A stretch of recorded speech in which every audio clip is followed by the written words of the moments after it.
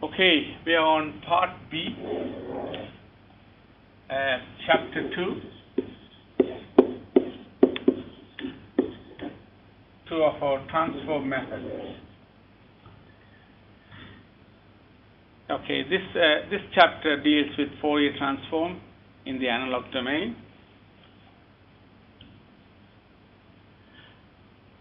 So basically, I'm going to concentrate on Fourier representation of a signal in this chapter. I will cover basic Fourier series, which you may have already done under maths. Then I'll do Fourier transform, inverse Fourier transform. These are for continuous time signal, not digital signal. Then properties, frequency shift, these are many properties. Then differentiation in time, differentiation in frequency. And then I'll have one or two examples. I've taken out the problem sheets because you already have them in the lecture notes. Okay. So under the transform method, if you are studying a signal and if you analyze the signal, you can analyze them into many sine waveform or cosine waveform with various frequencies. And the sinusoidal representation of the signal is called Fourier analysis.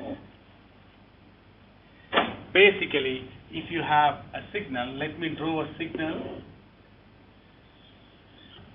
If you do a Fourier analysis on this signal xt, it will say xt is basically amplitude A cos omega t, or in this case it's sine. So it won't be cos, it will be sine omega t. If I take another signal, which is not nice smooth waveform, but a signal like that, that's t as well, and that's st. You may find this st, according to Fourier analysis, may be an amplitude A1 sine omega t plus an amplitude A2 sine 2 omega t. So we double the frequency. The Fourier analysis gives you that. So having a time signal, how do you represent that in frequency, or how do you separate them in this complex time signal into many sine waveform of various frequencies and various amplitude? Normally, when you do Fourier analysis, you will find the frequency. First, you get the fundamental frequency, then you get 2 omega, which is second harmonic, and so on. So let's look at it. So first thing we're going to study about Fourier series, which is applied to or applicable to continuous time periodic signal. So Fourier series expects the signal that you are going to provide is periodic. That means it repeats. Then we look at a signal in continuous time, but it's non-periodic. So you say, here is a signal, that's it. It's time and amplitude, and it's non-periodic. It's not repeating. It's zero afterwards. It's not repeating. Therefore, how do you find what sort of spectrum here, what sort of frequency content here? If you want to do that, you use Fourier transform. So there's two things. Fourier series for a periodic time waveform.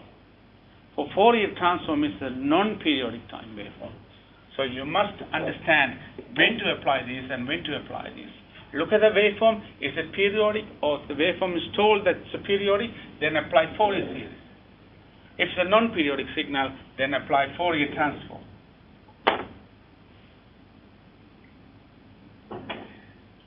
So let's start with Fourier series. If you have a periodic signal, which is xt, and its period is t seconds, it can be represented by a summation of sine waveform and cosine waveform, which is called the trigonometric Fourier series. So if you look at it very carefully, I have a signal here, for example, a square waveform.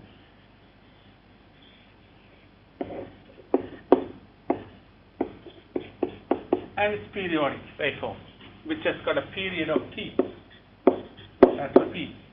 If I have a periodic waveform, I can represent that signal here a small DC component, a constant term, plus a cosine term of various frequencies and a sine term of various frequencies. We will explain this a bit later on, but using the property of the waveform, either even function or odd function, we may remove one of these. Either we can remove that or we can remove this. We'll come back to that in a minute. Let's say, what is the fundamental frequency omega naught? What is it? Which is 2 pi over t. 2 pi is the one cycle, divided by the t is the time. It's the period. So which is so many radians per second. F naught is called 1 over t, and omega is equal to 2 pi f naught. You all know this.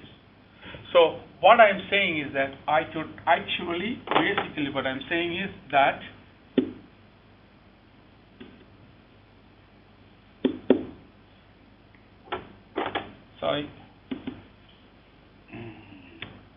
basically what I'm saying is, if I have a signal, any signal which is periodic, which is also periodic signal, is repeating a period t, then I can represent by a constant DC term, it's got a constant DC term, plus cosine and sine waveform. Okay, we look at further. So now you go and see, in general, if you look at that particular equation, in general we can say that 2 over t is its second harmonic, 3 over t is the third harmonic. What does that mean? Oh, can I go back again? And I can, if I expand this, what will I get? I'll say xt is equal to a constant term, a naught over 2 plus, let's look at this one. This one is a1 cos omega naught t. And then you go further, this will be a2 cos 2 omega naught t. And so on. And take this one plus b1 sine omega naught t plus b2 sine 2 omega naught t. So they're all same frequency. So for the moment, for simplicity, just leave that out for a moment. Just concentrate. So any signal can be represented by a constant term. That term is the DC term. That means when you average it, whatever the value, if the waveform is symmetrical, that will be 0.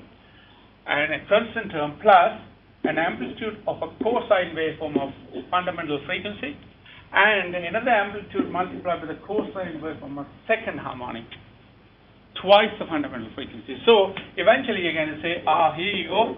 When I plot them, here's my A naught, then I got A1, maybe here, A1, then I got A2. So if you call this is F naught, this should be at 0 position, sorry. This should be A naught, should be at 0. That's a DC component. So A naught is here. That's A1. That's A2. So this is 2F naught. Then A3, 3F naught. A4, 4F naught. And so on. If you go, it will eventually go to 0. So you got a sine waveform. Suddenly you can say, right, this is fantastic. I don't want all these waveforms to come through. I do not want those waveforms. I don't want the DC component. You use a nice filter like that. Or like that. It will remove all these frequencies. It will remove DC component. It will leave you with one frequency. Then the whole thing becomes as A1 cos omega naught t. Get it? So from a complex waveform, of a square waveform, by filtering, you can actually select the waveform that you want, select the features that you want. So basically, there's a link between the mathematical analysis and the physical interpretation. So you have a square waveform, can be represented by cosine and sine waveform, and then by filtering the square waveform, you can select the features that you want. But the important part is, how do you find this amplitude and that amplitude? And also that one, how do you find it? Well, we don't need to go through the mathematics of it. In all the maths books explained, we just give you the how to calculate the values. Okay? So how do you calculate the values? You can calculate an by integrating 2 to t minus t over 2 to plus t over 2 xt is the signal, cos n omega naught. Then for Bn, you do the same thing with sin n omega naught. What this tells you is that I'm trying to find this product whether is this signal present in the original signal. That's what we are trying to find. If this signal is present, if this is there, this component, when n is 1 or 2 or 3 is available in this, you will find this coefficient has a higher value. If this is not available, then that will go to 0 or small value. Okay? So you use simply this formula. You don't remember this formula. This is normally given in your exam, and you apply this formula to find the coefficients. These are called coefficients. So let's go for an example here. In this example, what are we doing in this example? We consider square waveform, right, xt, we don't know, and it has got a period of t2, which is 2 seconds, and calculate the Fourier coefficients. What are the Fourier coefficients? A0, A1, A2, A3, and B1, B2, B3. These are coefficients, Fourier coefficients. That's a DC term. That's the fundamental frequency, second harmonic, third harmonic, and so on. Here's the waveform. So T is 2, so that's 0 to 1, 1 to 1. So it's a nice square waveform. That's the period. It's being repeated again, and it repeats again because periodic waveform, so it repeats, and so on, and it repeats further. Its amplitude is 1 and it's minus 1. So, and also this waveform is, if in the negative time, there's a negative time. So basically it's symmetrical around that line. If you just fold this waveform there to there, will it coincide? It's not symmetrical around that line. No, if you fold it, this will fall here. So this is what function? It's not an even function. If it's an even function, that will fall there. But when you fold it, that is here. Therefore, it's an odd function. Yeah, you have done what's odd function, even function. So that is an odd function we have. So now I'm going to calculate the value of an.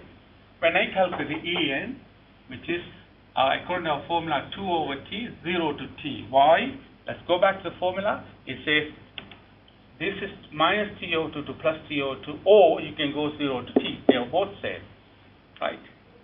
T is the period. So if you go back forward to the formula, instead of going from here to there, I'm going from there to there, both same. So I'm going to go from 0 to t. T is 2. So let me integrate.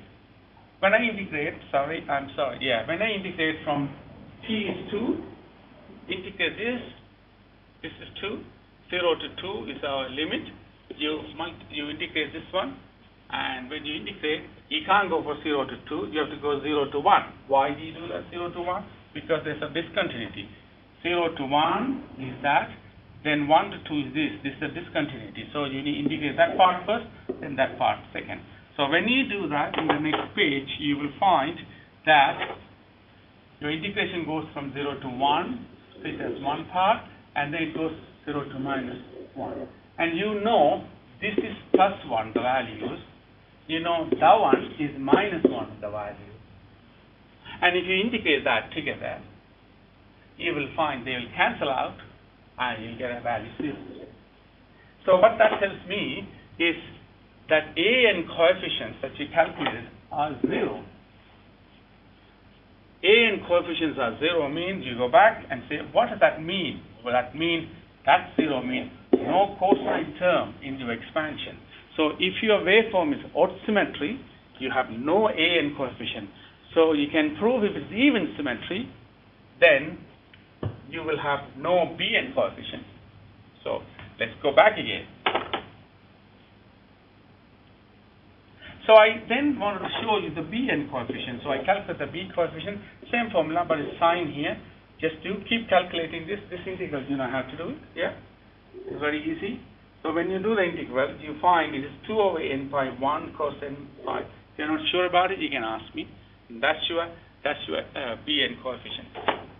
So for an odd function, an misses and bn is there. Now you can see, we can now write the equation. This is our original equation for Fourier transform. but I have shown you that's gone, that's gone. And you can see why that's gone. A naught is gone. A naught is a DC term, I always tell you. This is your DC term. DC term. DC mean average value. Why? Let's go back. Go back. Look, go forward. Look at the waveform.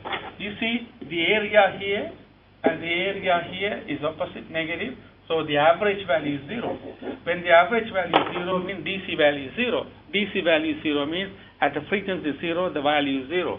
So when you look at it, that's what it tells you. That's what the waveform tells you. Therefore, we showed that AN is not there, A naught is not there for this waveform. All you have is for Bn, which we have already proved that. So summation still remain 1 to infinity, and then sine omega naught there. So if you now expand this for the waveform that we considered, this can be split into a sine waveform of amplitude 4 over pi times pi t, that's the fundamental frequency. Second harmonic, when you substitute, this goes to 0. When you come n equal to 1, that goes to 0.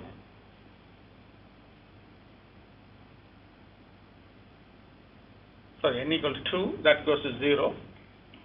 And then third harmonic is there.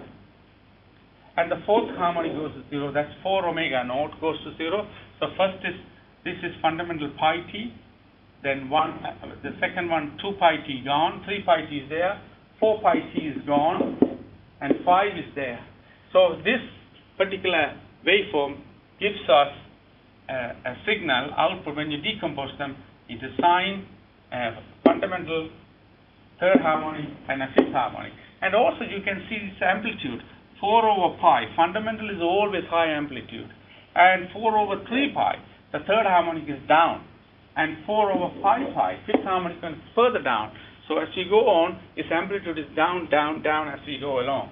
So that's just an example. So if you plot this as frequency, leaving at the negative side, F, and amplitude, you say the fundamental frequency is like somewhere there, F naught, and just got an amplitude of 4 over 5.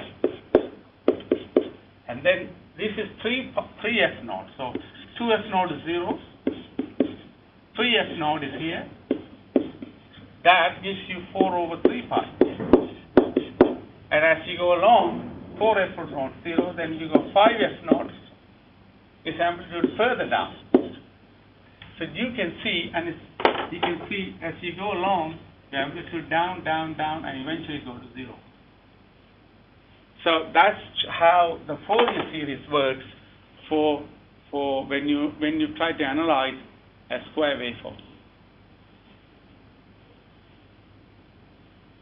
Look at this particular example. You have been given another waveform similar to that, and you've been told by calculating the Fourier series, find the value of k naught. They don't know what value of k naught. Such that the fifth harmonic component is 4 over 5 pi. So basically, you calculate An, it becomes 0 for that equation. You calculate Bn, it becomes that. So for fifth harmonic means n equal to 5, you put in 5, you get 4 over 2k naught over n pi, which is equal to 4 over 5 pi.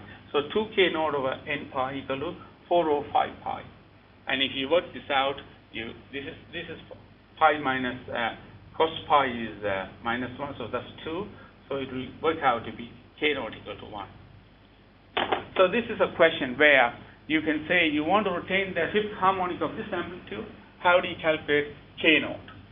So, but remember, the fundamental amplitude is higher, then the third harmonic is lower, and then the fifth harmonic. No second or fourth or sixth harmonic available according to this equation for this particular signal. And this is what function this is? Odd function. Therefore, you don't have An term. And there's no DC. A naught is missing. A naught is not there, and An is not there, mean A naught will miss as well. Okay?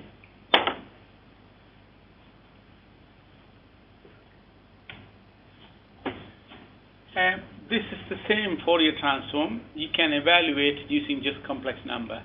So you don't need to follow this second method unless you're good at complex number way. Otherwise, the first method of calculating an and bn is fine.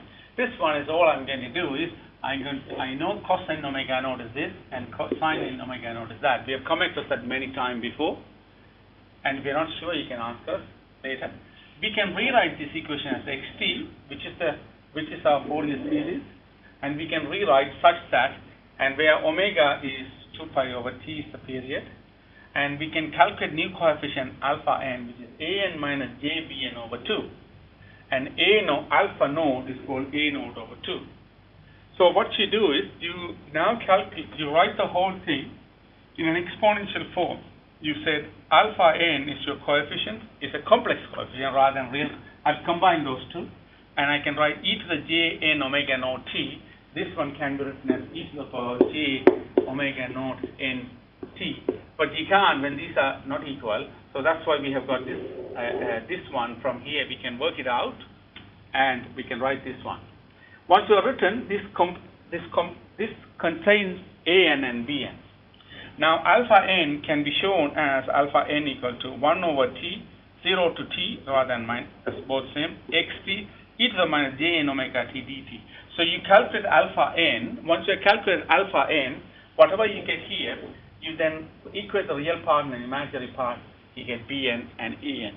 This is another way of calculating it. I mean, there is no real need, you should put a lot of time into it, and those who are good at maths basically just use this method. It's a lot faster. So here's an example using this method. Here's my signal. Now, can you tell me whether it's an odd function or even function? Now, if you have a line and if you flip that across, that part will join with this part will join with this, then therefore it's an even function. That is, f minus x is equal to fx. That means even function. In this case, x minus t is equal to xt, definitely. Therefore, it's an even function. So by looking at it, you can see even function. As soon as you know it's an even function, we can prove that bn is going to be 0. There's no an, but we don't need to do that. Let's go through. Also, you can see what's the DC component. Never mind about equation. If you find the average value, it will be somewhere here. So at omega equal to 0, you will always have a value. That's on the omega axis. You will always have a value at DC. If the waveform is odd function, they're symmetrical, there's no DC component. If it's an even function, then there's the DC. Very, very important. Why this waveform DC component? If you, for example, take when somebody has a cochlear implant, and when you are sending a signal through the electrode, the current is made sure is positive and negative. Even though you are sending one particular frequency, but when you're sending the current, you have to make sure the current is positive for some part and then negative some part. So the DC value is 0. If the DC is there in the electrode through that, it will start to cause all sort of problem for the tissues. So it's important to know sometimes you need DC, sometimes you don't need DC. For example, when you do a rectification in a rectifier, let's look at a rectifier. You've got an AC rectifier. You've got a sine wave coming in 50 hertz. Now, naturally, that's a symmetrical waveform. As an odd waveform, therefore, there's no DC component. Average to DC. But if you want to charge a battery, you need DC component. If you don't have DC, if you pass this one through a battery charger, it won't charge. You need a constant DC component to charge it. What do you do in order to get it? All you do you just put a diode. What the diode does is make this odd. This is an odd component, yeah, because these are when you flip it, they don't. When you just fold it, they don't coincide. So odd value, odd function. How do you make this as a DC component? There's no DC here now. Average is 0. This cancel out. If you now pass it through this, what will happen? This negative part comes like that. You see that? So when you get the negative part, now this is become even function. As soon as you do that odd function here, because it's a sine wave, here is like this. It's an even function. See, if you look at it, if you take this part away and flip them, that will coincide with that. even function. Even function means it has got a DC component then. When it has a DC component, or an even function, there's a DC component, that means that this DC component is normally used to charge a battery. So what we normally do is after this, we put a capacitor and a resistor and make sure rather than taking the DC, we just follow the envelope and we charge the voltage to that level, almost that level. So you can see the relationship between a square waveform in a mathematical analysis way and also in an electronics way, where you can see there's a reason for odd function to even function for a charger. You must have DC component for charging it, otherwise you can't. So that's why we have this. We make an odd function to an even function by that. I don't think you would have learned it that way in math, but that's what happened here. Then immediately you get a DC component. When we learned, also we just used the waveform to analyze. We never relate the waveform to a electronic circuit. But I'm just giving you that explanation to think that way, right? So we are now in this situation. We are trying to find out what are the components available.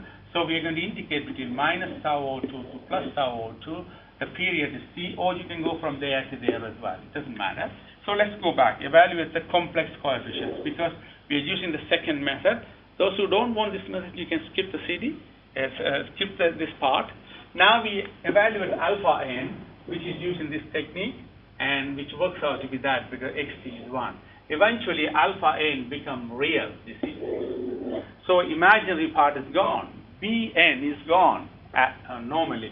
If it is a odd function, then this will come in.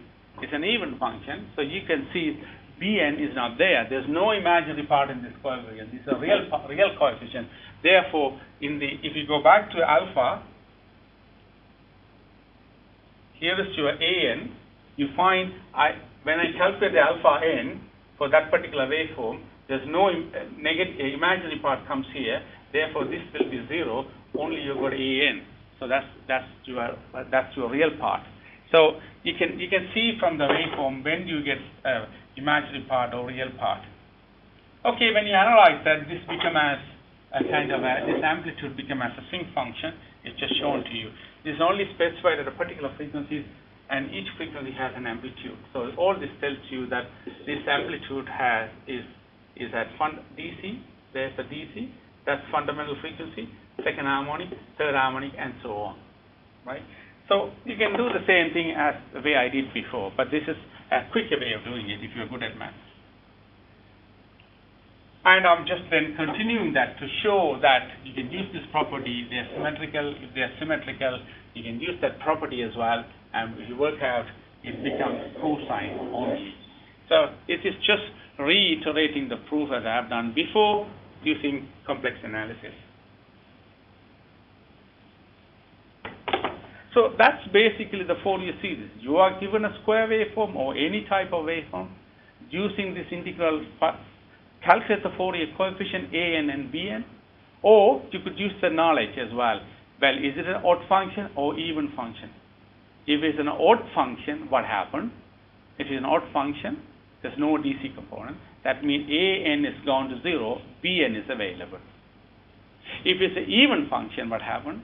DC component is available, so Bn will be 0, but An is available. So basically, in the previous slide, you will learn that if it's odd function, that xt is odd function, then what happened is, odd function means what would that be? That's an odd function. There's no DC component.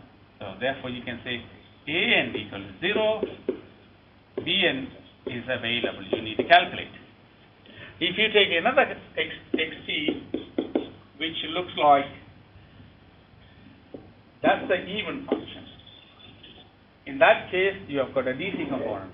That means An is there, it must be there, but Bn is equal to 0. You can just argue with that and write down that.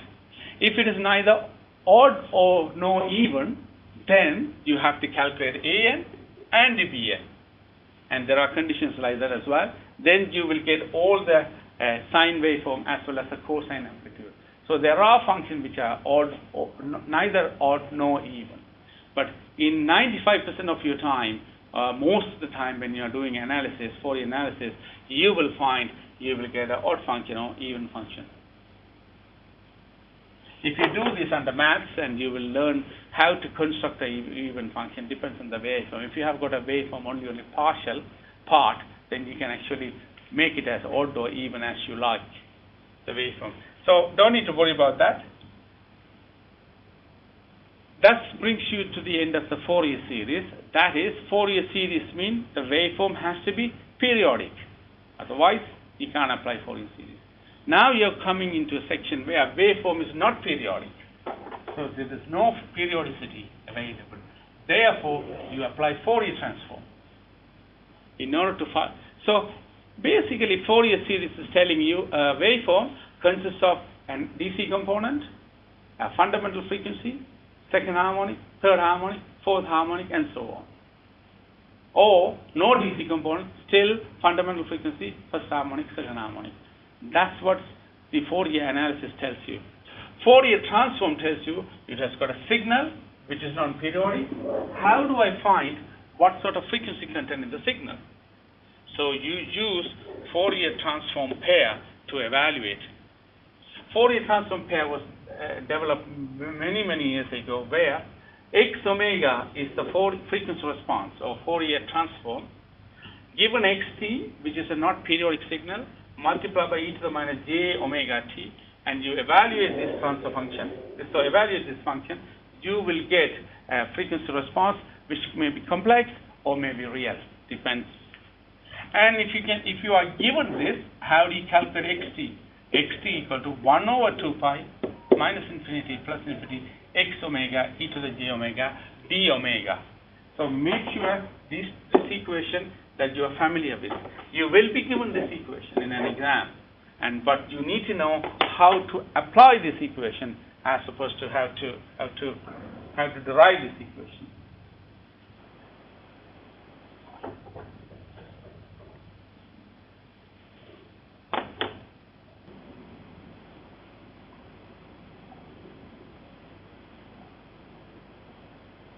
Let's now look at and evaluate Fourier transform for various signals.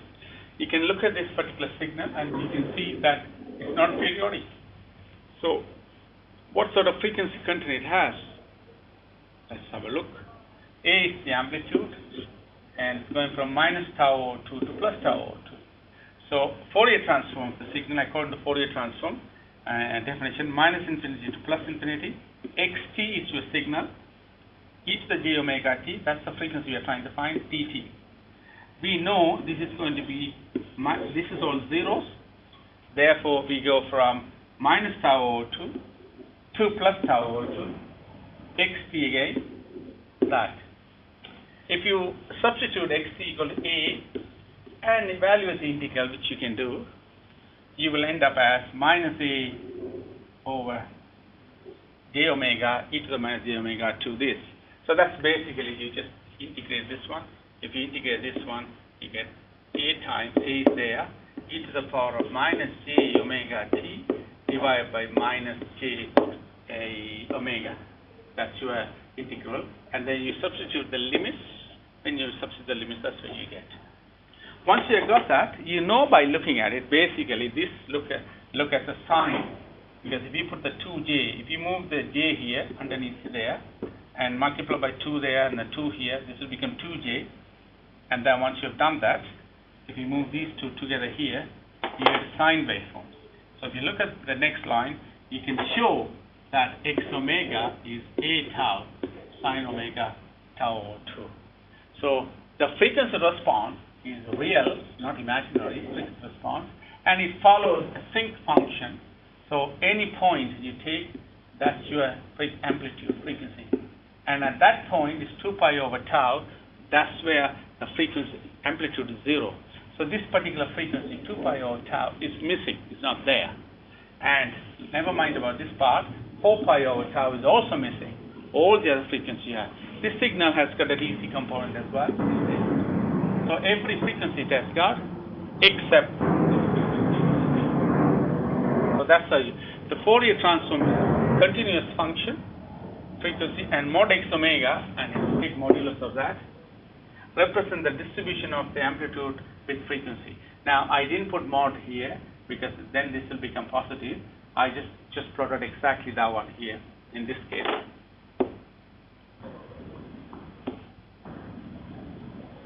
Now take another example. Fourier transform of a delta function. It's not delta n, delta t. Okay? So that's an impulse. We know frequency response on impulse is flat spectrum and same amplitude across all the frequencies. So x omega equal to this, delta t, this one. Delta t is 1, all the other places 0, so if you integrate that, the answer is 1. So the frequency spectrum is 1 across all frequencies can be go up to infinity. So therefore, impulse is very good. So impulse input has got all frequencies and we use them for analysis. So here is also Fourier transform showing. We have already done Fourier transform in the discrete time domain using the discrete time Fourier transform equations. Here we are just using the analog Fourier transform because these are all continuous time signals. Take another example. Xt is e to the minus at ut. So e to the minus at ut, you plotted, you've done that before last time. So it's as t equals to 1. As t gets infinity, it will go like this. And multiply by ut means that's the waveform we have. And if a is positive, and if you integrate this one, ut, and it works out to be 1 over a plus a omega. Now you can see the frequency response is not real. Sometimes you get a real value, sometimes imaginary. In that case, you have to find out magnitude response omega. In that mod omega is square of that, and real part and imaginary part squared and the square root. That's the magnitude response. So when you ask the frequency response, there's two things. One is magnitude as well as phase. We have done that before in this discrete time domain. I may not spend a lot of time here for phase, just purely for magnitude, so you're after here. Inverse Fourier transform. You are told that x omega, not xt, x omega is this. X omega look like a rectangle. That means what? All these frequencies are available. It will allow, and anything above this will be 0. So this is the frequency response. It's like a filter, low pass filter, this one is. Because it passes all the low frequencies, never mind about this side, but it stops after omega c, it stops. So you can write an equation, x omega equal to 1 in that region, and equal 0 when it's greater than omega. Now if you have it, how do you find the inverse Fourier transform? Inverse Fourier transform means from x omega, we want to find out what's the value of original time signal. Fourier transform means from the time signal, what are the frequencies available? That's Fourier transform. This is Fourier transform. This is inverse Fourier transform. So let's find out the inverse Fourier transform.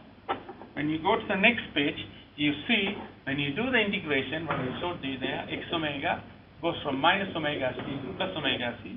1 over 2 pi is the scaling factor from the definition. And if you integrate that, you end up with this one. And then you substitute these two values. When you do that, you end up with 1 over sine omega ct, and eventually that one. And if you plot that, this one, leaving as that's a constant, if you plot that, the waveform looks like this. That's xt. So all you are saying is, if you have, and then how to calculate this value? You all know how to calculate it. At t equal to 0, the whole thing goes to 1. And then you left with that number, okay? Because sine theta over theta goes to 1 when theta tends to 0. Yeah. So if you have got a rectangular pulse or x omega rectangular frequency domain, when you take the inverse Fourier transform, it looks like a sinc function. If you have the sinc time signal and take the Fourier transform, it will become as a rectangular pulse. They've got those inverse properties. It's not a major issue that you need to remember all these, but you need to know how to derive them though. Now, this part is important for you to know. Why I'm using this part, I'll explain to you. I want to find the Fourier transform xt of a delta t shifted by a second or a millisecond. So what's the Fourier transform?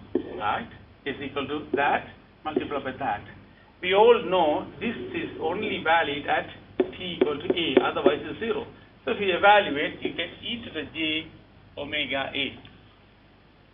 So if you take the amplitude of this modulus value, e to the mean what? Amplitude is 1 because there's no, this magnitude is 1. So it's 1. How do you know that? Like a couple of ways you can do. E to the minus j theta is equal to cos theta plus j sine theta, sorry, equal to plus theta for example. And if you want to find out mod e to the j theta, what do? You take the modulus of that, which is cos squared theta plus sine squared theta square root, that's equal to 1. You can just the way to prove it, but otherwise you just modulus of that is 1. So what we are saying is that Fourier transform, if you take a shifted impulse, is that, and if you take an inverse Fourier transform of that, you'll get this. So that's the property you have, Fourier transform. So you can say Fourier transform of delta t function is 1. We showed that earlier. But Fourier transform of a delta t minus a shifted signal is e to the power of minus j omega a. That's what you have. Okay?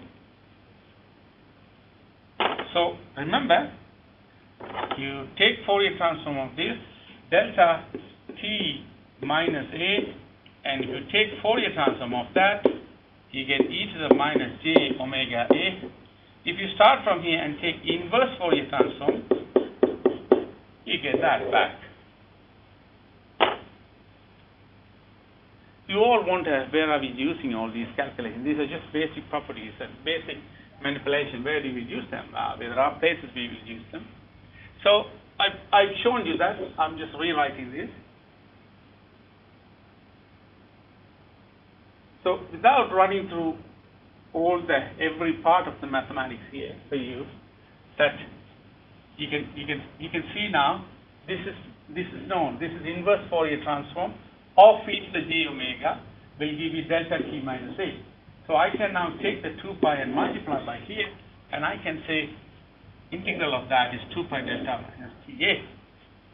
So if you make a 0, that means no shifting, then it will become as this 2 pi delta t is your amplitude. So you can interchange the variable, change omega by t, t by omega, and here also interchange. You will get e to the j omega t dt is equal to 2 pi delta omega. So all you are saying is that if you have an exponential function, if you do Fourier transform of it, it will give you in the frequency domain a delta function of 2 pi amplitude. So if you have got an exponential, and if you do the Fourier transform in the frequency domain, you get a delta function like that with a 2 pi amplitude. Now, what does that mean? Let's plot that. That's important. Here is it. This is what we were talking about. We are saying if you have got a signal, now at a different frequency, omega equal to omega 1, when you do that, it will be shifted at omega 1 minus omega. So what does that mean? If you take a Fourier transform of e omega 1t, you'll get 2 pi delta omega minus omega 1. That means it's shifted to omega. So you look at on your frequency spectrum, where is omega 1 is, that's omega 1. At that position, you put an amplitude of 2 pi because it's delta function. So Fourier transform of e to the j omega 1t is equal to a delta function at omega 1 with the amplitude 2 pi. That's what I want to prove. Now if you go further and now say I want a Fourier transform of cosine omega 1t, which is Fourier transform of that plus that over 2, which is half of Fourier transform of the first part, then half of Fourier transform of the second part. And we know this property we have proved from previous. If the Fourier transform of that is 2 pi, this is 2 pi delta omega minus omega 1, and that 2 pi and the 2, this 2 and this 2 cancel out. You get pi delta omega omega 1. This one is minus here, therefore it will be pi delta omega plus omega 1. Now you start to think, what is the Fourier transform of a cosine function in a continuous domain? And if this is the axis omega, this tells you it's a delta function at omega 1, delta function omega 1 with the amplitude of pi. And then the delta function of minus omega 1 at the amplitude of pi. That's how you plot the frequency spectrum of a cosine waveform. Well, I now ask you to try out the sine waveform and see whether you can show this amplitude. Do they look same or different? So in summary, one of the aspects that we have come across is that if you have in time domain a rectangular pulse, when you take a Fourier transform, it looks like a sinc function. And if you have got a sinc function, if you have got a rectangular function in the frequency domain, and if you take inverse Fourier transform, you get a sinc function. So they reverse the process. This is just a property of a rectangular pulse to sinc, then sinc to rectangular. This is just the normal property of Fourier transform. It's good to know this when you are analyzing analog signals. Quite a lot of students asked me last year, last couple of years, why are we doing this? Because we are doing digital signal processing, why are we doing analog Fourier transform? Well, when we go into digital domain, we always start from analog domain, and we like to see what is frequency and understand in the analog domain before you transfer. But this sort of mathematical manipulation is not really useful on the digital domain, even though you use them in a digital format, digital thinking. However, the principle here is applicable to digital domain or as well as for analog domain. So these examples just to illustrate how you calculate the Fourier transform, what is the Fourier transform, how does it look like when you look at a frequency response, how does it look like? That's the part that you need to concentrate on this, okay? Not to go too in depth and don't spend too much of time on this, because this is not a major thrust of the course. This is just on its own a chapter to help you to understand transform methods. And we are not applying this technique for everything, but it's important to know. Here are 3 examples I have. I'm going to get Fourier transform of that signal, and that signal, and I want to look at how the frequency spectrum looks like. That's what I'm after. I've been given this signal, and I know by looking at it, they're not periodic, so Fourier transform can be applied. No Fourier series, only Fourier transform. So take the first signal, there you are, Fourier transform of it.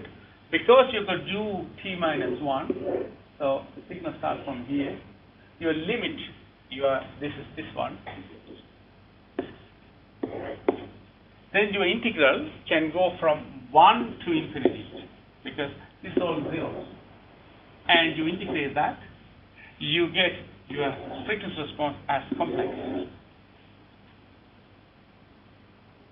Now you can take the modulus value of that. If you take the modulus of it, e to the power minus j omega times e to the power minus 3, that will be on the top. And if you take the modulus of that, that's gone, modulus 1, so e to the minus 3. The modulus of that is this squared, that squared, and a square root.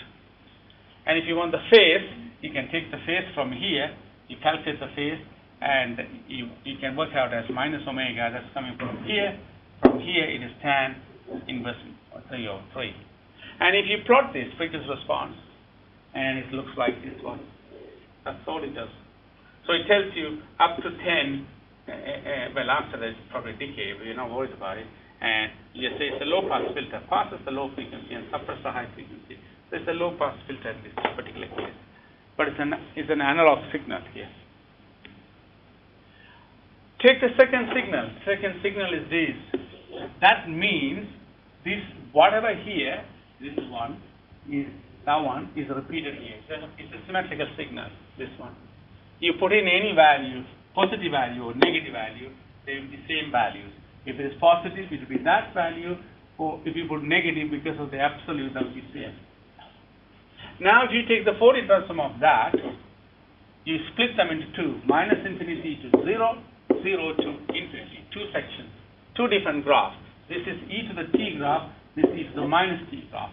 So you need to divide the integral into two portions, minus infinity to 0, 0 to infinity, and integrate them. I'm leaving you to integrate. When you integrate them, this is what you get. If you go further and then substitute them, your x omega comes like that.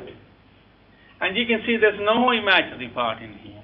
Therefore, the modulus is exactly the same. No imaginary part, so the phase information is 0. Right? Because phase is imaginary divided by the imaginary part divided by the real part, and take tan of that, tan inverse. Okay, so the phase is 0. So if you plot this, this is your magnitude response. For that, as omega tends to infinity, this goes to 0, so it's like that.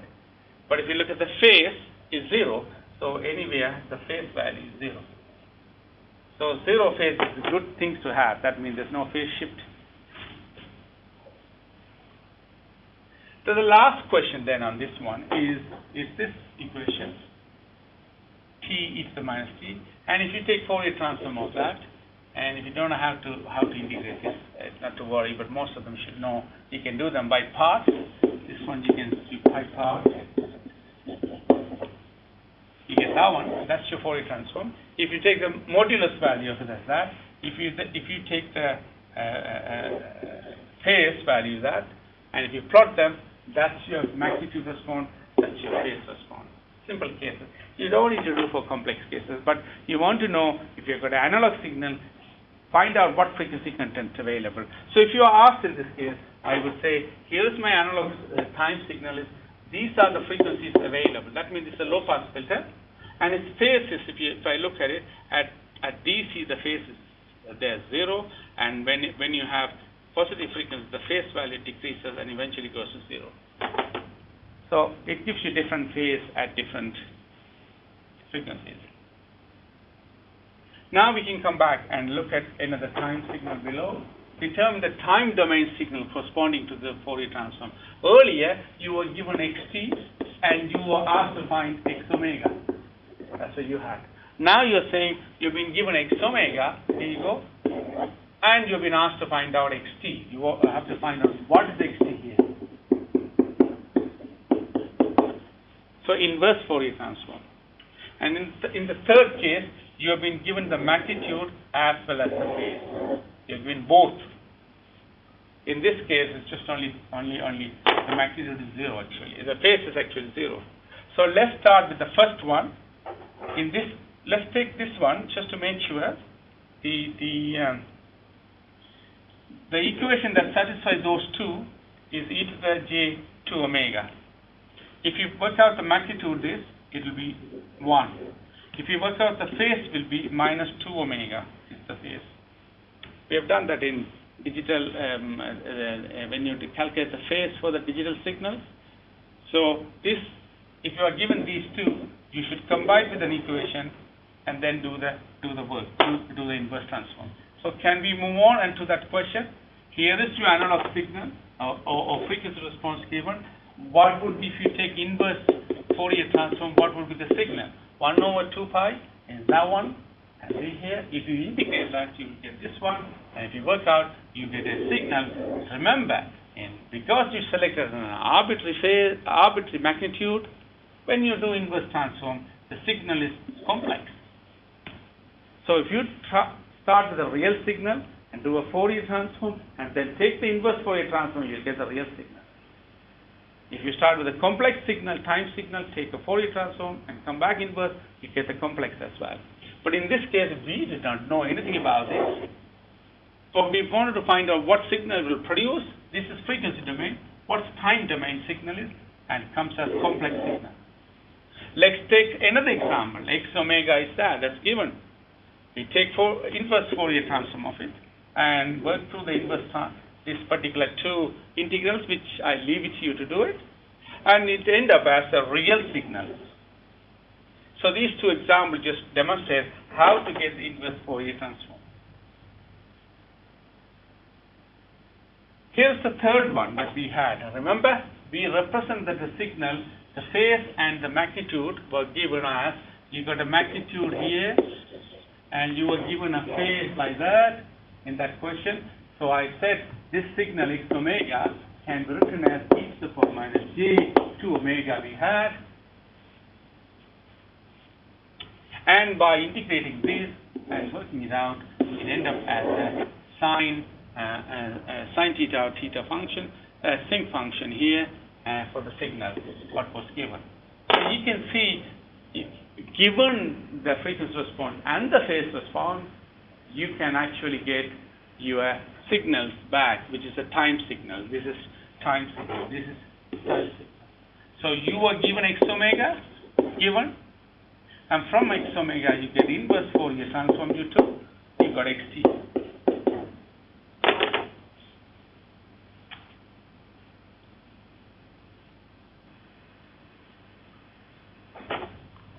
Now we look at the properties of Fourier transform, and the reference book 8, I have taken this information from that.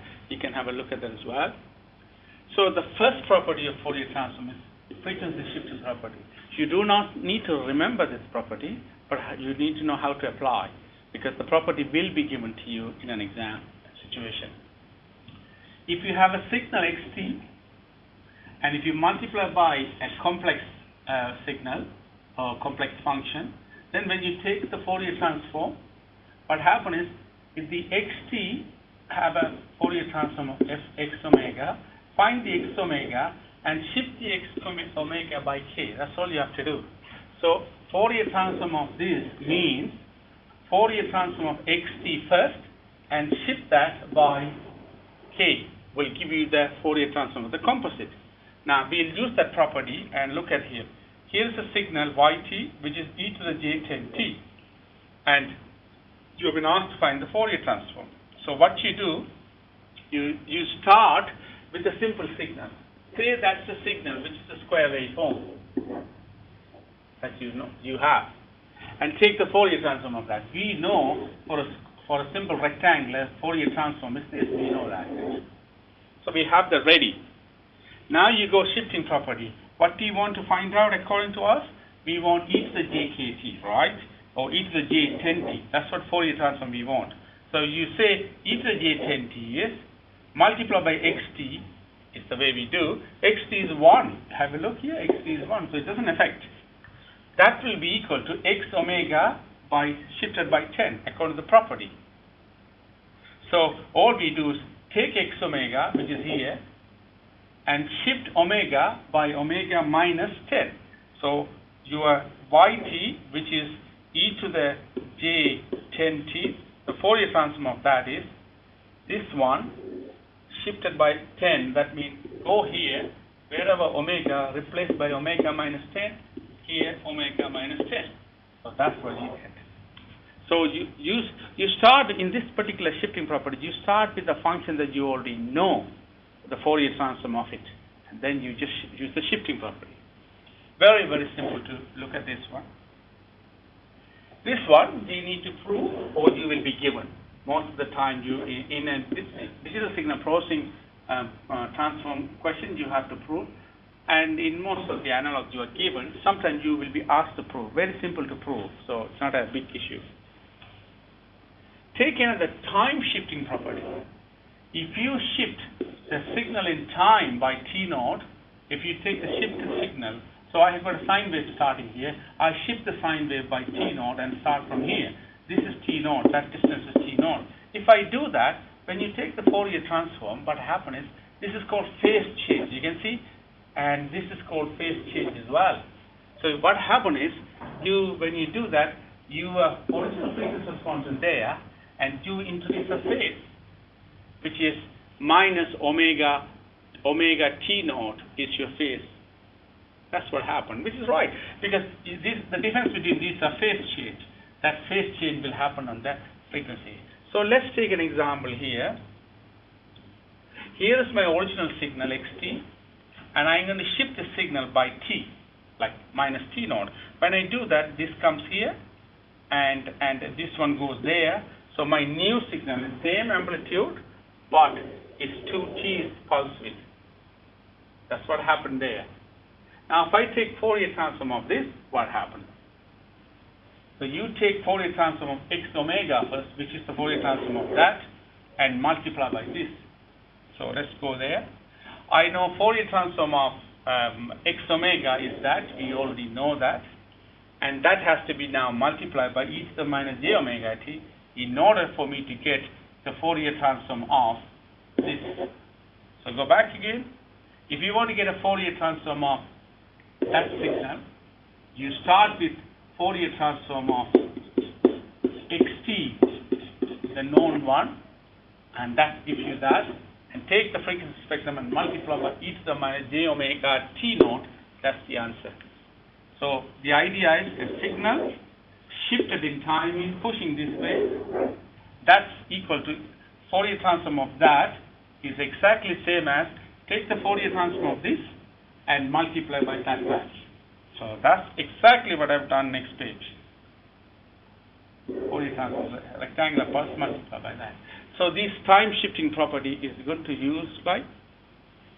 Next one, scaling property. Scaling property is another one. If you have got a signal yt which is x times of at, that means the time is scaled, time is moved.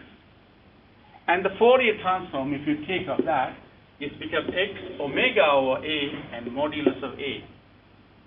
How do we work on it? This is another property. How do you do this?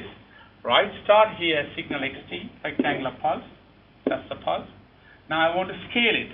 I want to scale it such that this rectangular pulse become 2, this become 2. So I have got a new signal which is defined, stretched here. It is stretched to 2. That's the scaling here. Now if you do that, what you need to do, you make first t equal to 1 here, find the Fourier transform of it. That's what you have to do. You look. So start Fourier transform of that is that.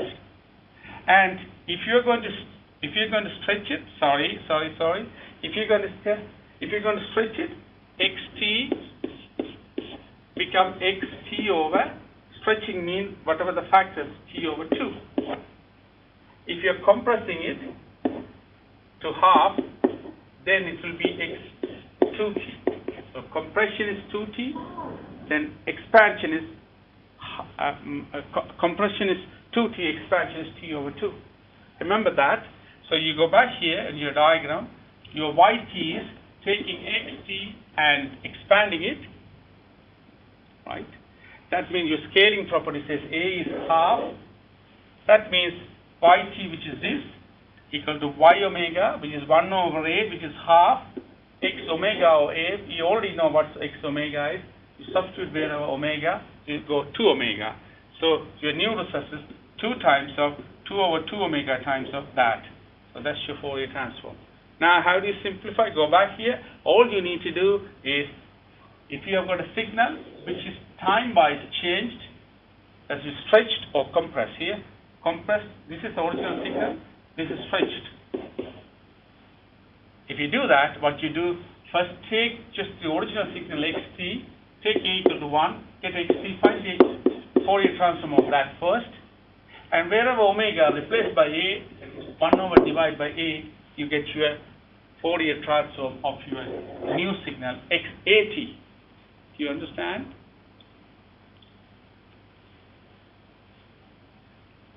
Now, the next property, the 2 more properties I think. If you differentiate a signal in time and take Fourier transform of that, which is equal to taking the signal's Fourier transform originally multiplied by j omega. What does that mean? Here is a signal xt, and its Fourier transform is this. Right. Now I'm going to differentiate this signal, same as here. When I differentiate signal, my Fourier transform will be j omega times x omega. So that's my Fourier transform. Very simple. We can use the property. If you are differentiating a signal in time domain, all you do is get your Fourier transform of that first, multiply by j omega, you get your Fourier transform of that one. Am I clear on that? Fourier transform of that is equal to Fourier transform of this, Fourier transform of this, which is that, multiplied by j omega.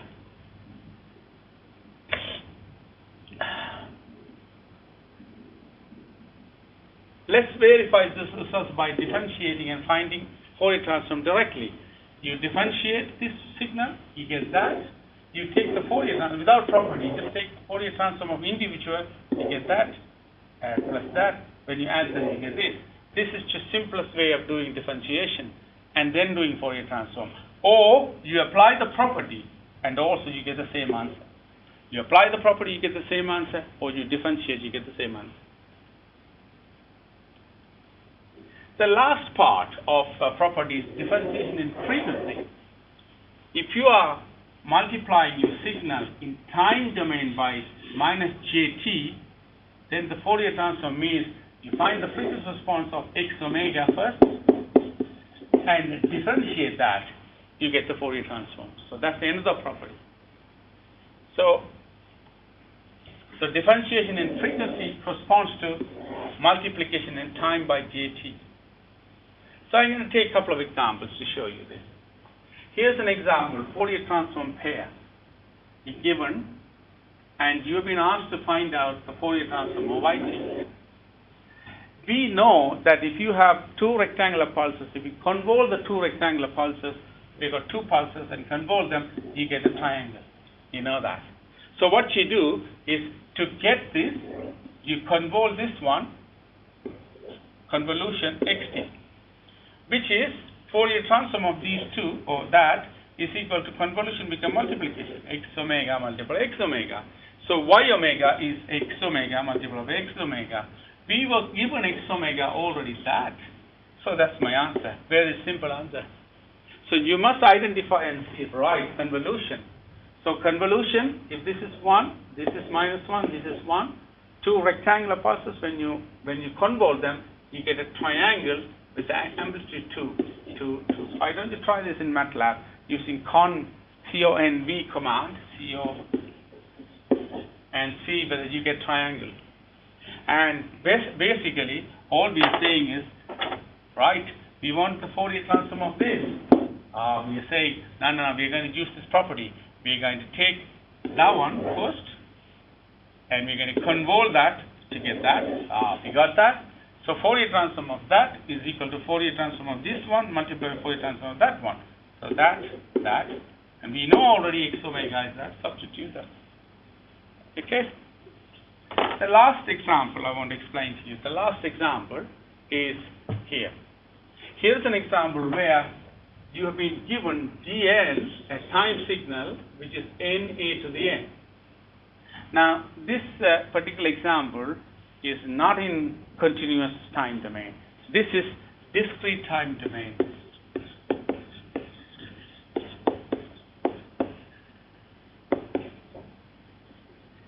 I just put this in an example to show the same properties can be applied in discrete time domain as well. So have a look. Here's a signal, Dn. N is 0, 1, 2. I just introduced this special example, Na to the n. Find the set transform of Dn. You've been asked to find the set transform. Sketch the frequent Fourier transform. This is our discrete Fourier transform, discrete time Fourier transform. This one is, and so you don't need to really do under this part, but I just want to distinguish both of them just to show you. So I go and then say, then you've been asked to find the value of A. That's A is this value. How do you calculate for a particular condition? Okay, and you have been asked to use this property. N times of xn is equal to differentiation of the transform of that multiplied by minus that. That's given. So that's what we have here actually. We are trying to get n times of that, we can call it xn. So if you have n times of xn, what does that mean is, you first find x hat and differentiate that first, multiply by minus that will be your set transform. It's not in the table, this one, but you know for xn. So let's do this question.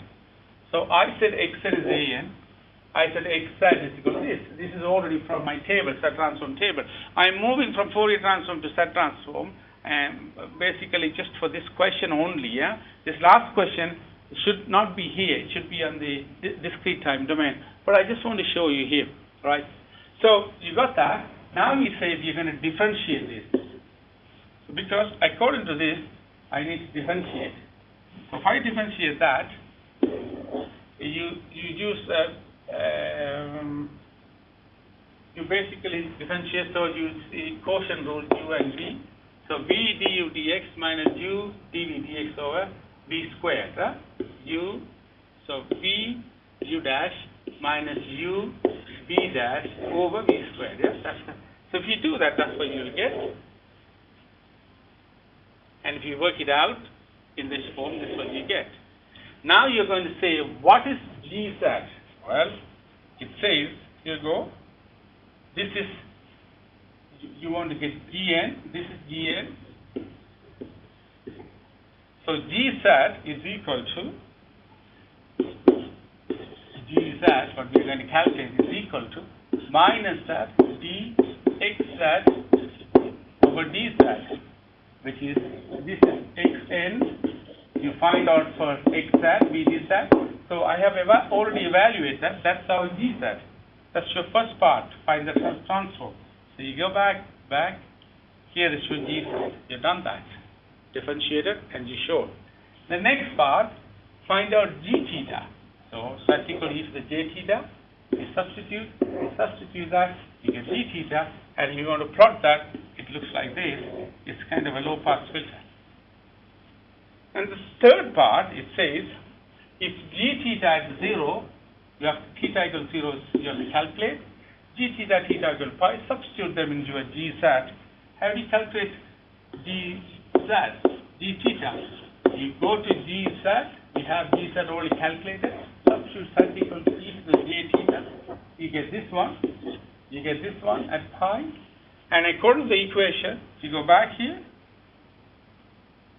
according to this equation, 20 log at g theta equals naught minus 20 log g theta phi equals 60 dB. So this is log A minus log B. So I can take the 20 out comments. So it will be 20 log A comma log B, which I could say 20 log A over B, which is equal to 60 dB. I can say that. So that's what I've done here. If you look at here carefully, 20 log A, that part, over B is equal to 60 dB. Now I just find out 20 means, find out the log of this, remove the 20. First you cancel out that with that, 2 with that will be 3. Then you take the inverse log, that will be 1,000. 3 means 10 to the 3,000. So from here you simplify, you get A is equal to 9387. So that's just a simple question where this question should have appeared not here. It should be in the digital signal processing set transform, but in the chapter 1 transform method, that's where it should be. But I put it in here showing the set transform properties can be also used similar to the Fourier transform properties, but this belongs to digital signal, discrete time signal, not continuous time signal. So that's basically the end of this chapter, and I hope you have understood the part B chapters. The chapter 1 was set transform. You understood that? Part B, chapter 2 is what I had done, is Fourier transform for continuous time signals. And you will find it's only used once or twice in your notes because your course is digital signal processing. But this technique and frequency understanding is important. And anything we do here is important for telecommunication students, or if you are doing telecom system 1 course, you need to know how to do this transform, this chapter particularly. Okay, if you haven't understood anything, you can ask in the tutorial class or in the discussion class. Okay, thanks. That's all the chapter. We hope the CD will be available to you this week. This is week 6, and we'll have this out of the way today. Today's Monday for you, so we will be able to get it out to you tomorrow morning. Okay, thank you.